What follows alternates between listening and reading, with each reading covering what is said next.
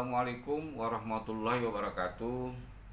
Selamat pagi dan salam sejahtera bagi kita sekalian. Hari ini kita bertemu kembali dalam channel Kahfi Tambunan, di mana topik kita pada hari ini yaitu mengambil judul 5 faktor penghambat dalam pengembangan karir seorang calon pegawai negeri sipil ataupun pegawai negeri sipil yang baru terjun di dalam dunia birokrasi pemerintahan. Nah, sebagaimana pertemuan sebelumnya, saya sudah katakan di awal tampilan seorang calon pegawai negeri sipil ketika ditempatkan pertama sekali bekerja di instansi yang diunjuk, maka diperlukan adanya suatu upaya untuk membentuk brand image. Brand image ini adalah suatu citra positif yang melekat pada diri seorang pegawai negeri sipil. Nah, ketika di pertama ini brand image ini menimbulkan kesan yang tidak baik, baik itu terhadap pimpinan maupun terhadap rekan-rekan kerja yang ada di instansi kita, maka ini akan mempengaruhi untuk selanjutnya. Tetapi ketika brand image kita ciptakan itu positif, maka ini juga akan mempengaruhi bagi mendorong perkembangan karir ke depan. Ini adalah pengalaman yang sudah saya lalui. Oleh sebab itu, ada 5 sebenarnya yang harus diperhatikan. 5 faktor ini yang sering menjadi hambatan bagi pengembangan karir seorang CPNS maupun PNS ke depan. Yang pertama adalah faktor disiplin kehadiran. Ini penting. Kalau kita bicara tentang disiplin kehadiran, yang pertama adalah kehadiran ketika kita masuk atau pulang bekerja sesuai dengan ketentuan yang sudah ditetapkan. Yang kedua adalah disiplin kehadiran kita ketika kita dalam jam dinas atau jam kerja. Ini yang sering kita lihat bahwa seorang pegawai negeri sipil ketika jam dinas, jam bekerja tiba-tiba hilang dari kantor. Kemudian atasannya mencarinya, tidak tahu kemana perginya. Dan ini terjadi berulang-ulang. Ini menjadi sesuatu yang negatif, ya, penilaian yang negatif terhadap yang bersangkutan. Apalagi kalau disiplin kehadiran untuk datang, ya, datang di pagi hari selalu terlambat. Kemudian pulang juga selalu lebih cepat. Ini juga sangat mempengaruhi citra kita sebagai seorang pegawai negeri sipil yang baru meniti karir. Saya menyarankan kalau bisa untuk disiplin kehadiran bekerja di pagi hari ini, kalau ditentukan jam 7.30 adalah waktu kita batas untuk melakukan absensi kehadiran di pagi, kalau bisa jam 7 pagi kita sudah hadir di kantor. Ketika pimpinan datang kita sudah berada di tempat. Ya, ketika besoknya pimpinan datang, kita selalu berada duluan daripada pimpinan. Ini sangat-sangat mempengaruhi citra kita dari segi kehadiran. Demikian juga ketika jam dinas kerja berlangsung. Jangan sekali-kali kita keluar dari kantor di luar jam istirahat, ya, siang, pimpinan tidak tahu kemana kita perginya. Ini juga sangat mempengaruhi, ya, nama baik kita, brand image kita di instansi tempat kita bekerja. Kemudian faktor yang kedua adalah sering tampil berlebihan secara fisik. Ya, misalnya contohnya kendaraan. Kita baru diangkat menjadi calon pegawai negeri sipil, ditempatkan di suatu organisasi perangkat daerah. Karena kebetulan kita dari keluarga ekonomi yang mampu, dan semasa kuliah dan sekolah juga kita naik kendaraan mobil. Kemudian ketika kita bekerja, sengaja kita membawa kendaraan mobil, katakanlah mobil yang mewah. Kalau bisa hal ini dihindari. Kalaupun ada kendaraan yang sederhana saja yang dipakai. Ini tampilan secara fisik. Faktor yang ketiga adalah tidak menyelesaikan tugas sesuai dengan ekspektasi pimpinan ada tipe pegawai negeri sipil ketika pimpinan menugaskan beliau untuk mengerjakan sesuatu, ada 4 hal yang kemungkinan terjadi. Yang pertama, beliau tidak menyelesaikan pekerjaan itu sesuai dengan waktu yang sudah ditentukan. Sehingga terkadang pimpinan berulang-ulang untuk menanyakan apakah pekerjaan itu sudah selesai. Kemudian yang kedua, yang dikerjakan tidak sesuai dengan harapan pimpinan. Itu yang kedua. Yang ketiga, pekerjaan itu dikerjakan tetapi biasa-biasa saja, standar saja.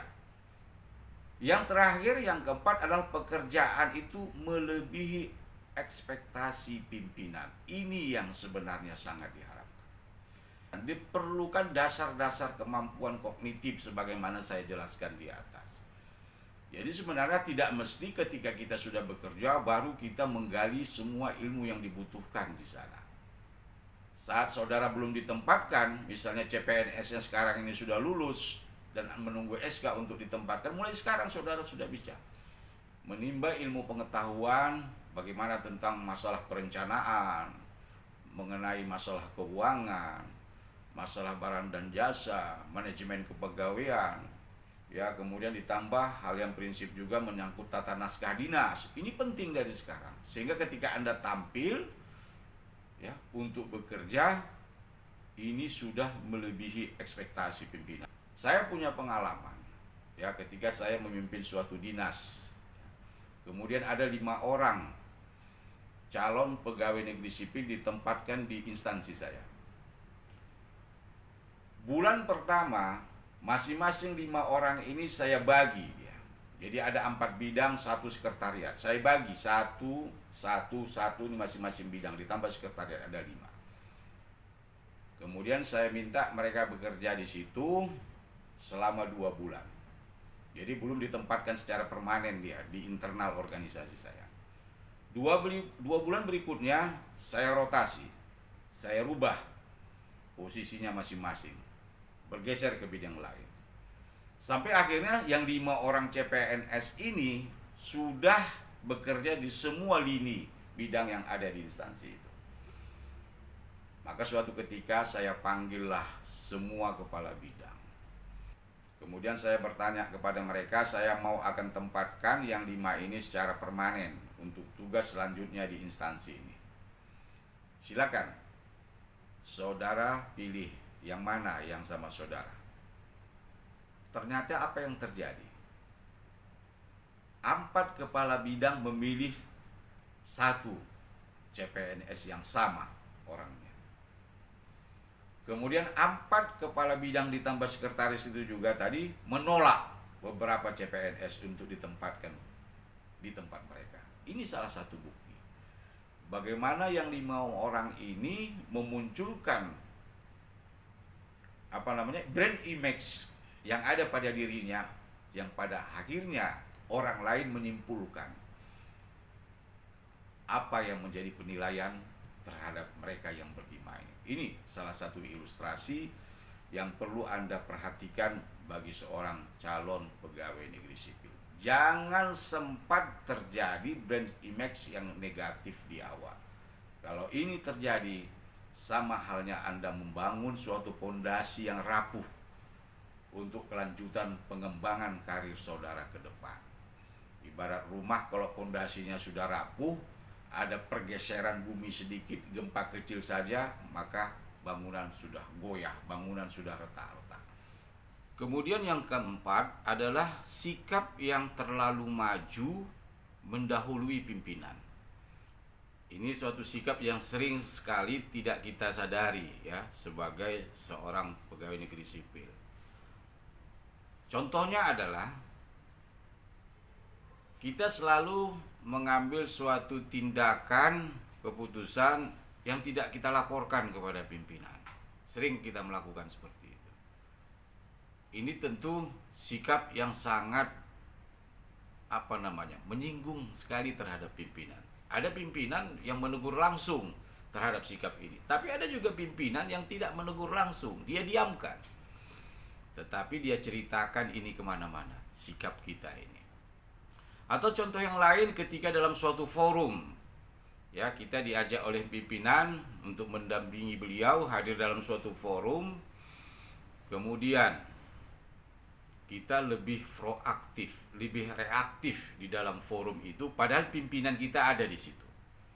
Ya. Sebaiknya, kalau saudara mau melakukan seperti ini, makanya sebaiknya saudara minta izin kepada pimpinan. Atau saudara menahan diri, biar pimpinan yang proaktif dan reaktif di dalam forum itu. Ini sesuatu yang kadang-kadang sangat-sangat mempengaruhi sekali secara psikologis terhadap pimpinan kita, atasan kita.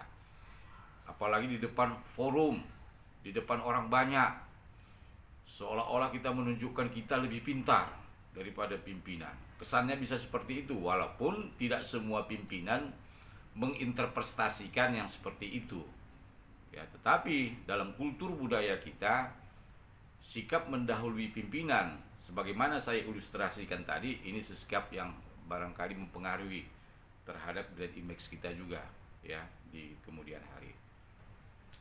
Yang kelima adalah, faktor yang kelima, kalau pimpinan menugaskan saudara, menerbitkan surat perintah tugas bagi saudara untuk pergi ke suatu tempat, kemudian diberikan waktu 2 atau 3 hari, jangan saudara menganggap waktu yang diberikan itu adalah hak saudara yang saudara harus penuhi dan jalankan.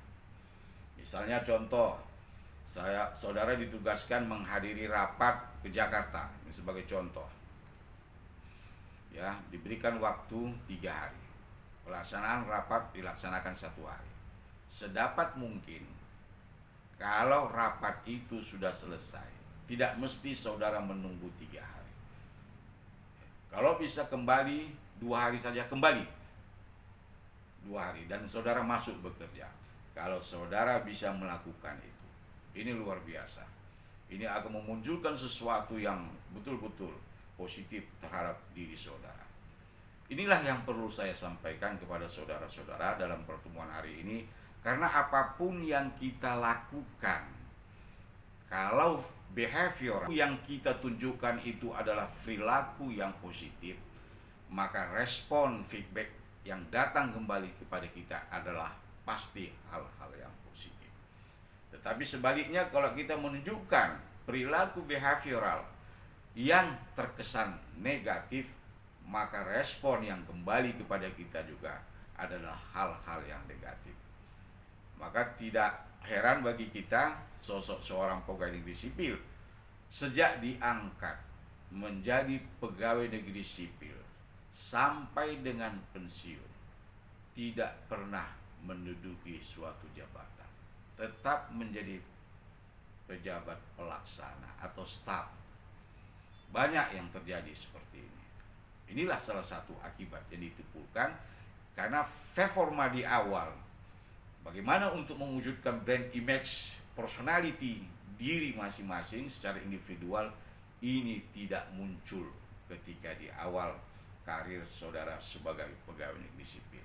Kalau ini saudara bisa munculkan sebagaimana 5 faktor itu tadi, akselerasi dalam pengembangan karir saudara ini akan lebih cepat, ya, akan lebih baik, akan lebih menuju adanya kepastian pengembangan karir, ya. Ini pengalaman yang bisa saya berikan kepada saudara-saudara sekalian, sehingga saudara punya harapan untuk bisa naik kepada jenjang yang lebih tinggi lagi. Demikian pertemuan kita pada kesempatan kali ini. Kita akan bertemu kembali pada part berikutnya, tentu dengan tema yang berbeda. Terima kasih. Assalamualaikum warahmatullahi wabarakatuh. Selamat pagi dan salam sejahtera bagi kita sekalian.